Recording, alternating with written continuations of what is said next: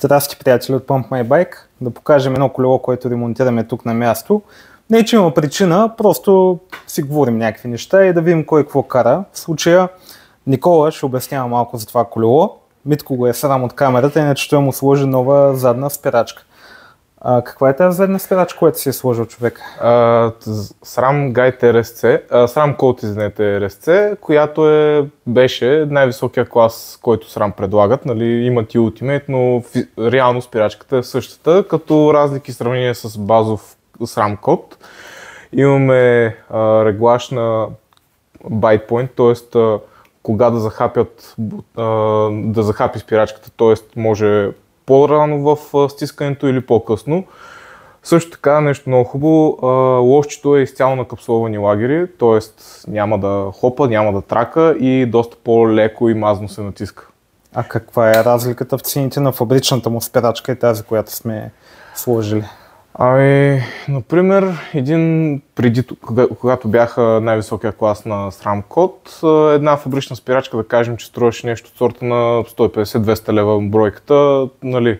Това втора употреба или нова ли? Нова трябва да е. Това си е без пари? Да, и като дойдем вече за нова спирачка, цената става долу-горе по 2, може би малко повече. Значи говориш, че втора употреба била 200? Не за нова, ми за RSC спирачка, защото те имат Code R, който е само с настройка на reach, т.е. колко да се отдалечава и приближава лошчето. После имат RS, който тук има различен линк за натискането.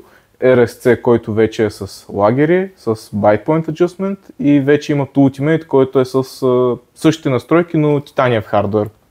Да. Там е най-високия клас. Като даваш повече пари, реално ти се дига качеството на материали, на лагерите и ще издържа много повече. Реално RSC е най-добрият вариант, защото не е супер скъп като Ultimate. Имаш всички настройки и не даваш същите пари като за Ultimate.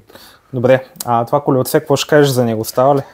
Това е Canyon Spectrum 2023 година, мисля, че е като модел. Много си. Не е лошо колелото, доста универсално. По спомени мисля, че беше 160 ход отпред и 140 отзад, като тук... Пружинен шок виждам. Да, собственика реши да направи апгрейд към пружинен шок, просто понеже пружинният шок е доста по-добре обира. Ето го. Да видят скоростната. Това е RockShox Super Deluxe в размер 203 по 60 или 62 в този случай, 62 хода. Пружина срещу въздух, пружината е доста по-мека в началото, обира доста по-добре, но е доста по-тежка. Като го гледам, това си е 160 ход, коя категория пада за зрителите, които не знаят? Трейл колело е. Трейл колелата са между 140 и 150-60 Трейл, ма с пружина е интересно, нали? Обичайно на въздух ги правят. Да, по принцип там се търси хем да работи, нали, да е сравнително добро окачването, но да е и леко.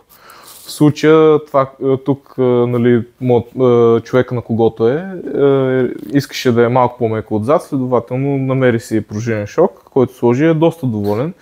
Сега другото като минус е, че доста трудно е да си намериш пружина. Има онлайн калкулатори, но не винаги са точни, затова повечето пъти се експериментира с поне една-две пружини си взима човек. Аз ще питам въпроса, за да отговаряме на интересни неща, защото Никола има много информация, ама не винаги мога да изкопча, защото не е особена камера. Така, не губиш ли опцията за заключване обаче при катерене? Само да обясня, заключване значи, че можем да направим шока да не работи на въздушните и като катериш рамката да не ти се сгъва, а цялата енергия да ти отива в пътя. По принцип това зависи от шока, който се закупи. В този случай този Super Deluxe има опцията, но тук е на команда на този модел. Може да заключим, въпреки че е пружина. Да. Сега не е истинско заключване, по-скоро доста се втвърдява шока, пак се сгъва, но минимално. Виждам тия промо педали сините не бяха ли от нашите промоции? От нашите са, просто тези вече са доста добре използвани, сега другия няма да го... Но пък една година са изкарали.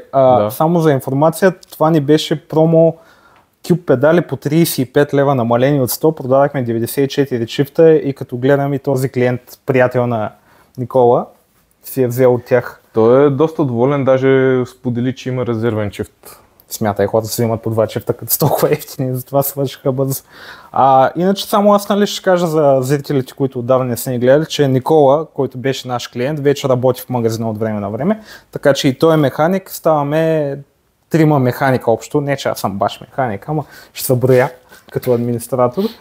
И екипа се разраства и сега вече може да правим повече колела едновременно при нужда, когато сме всички в магазина.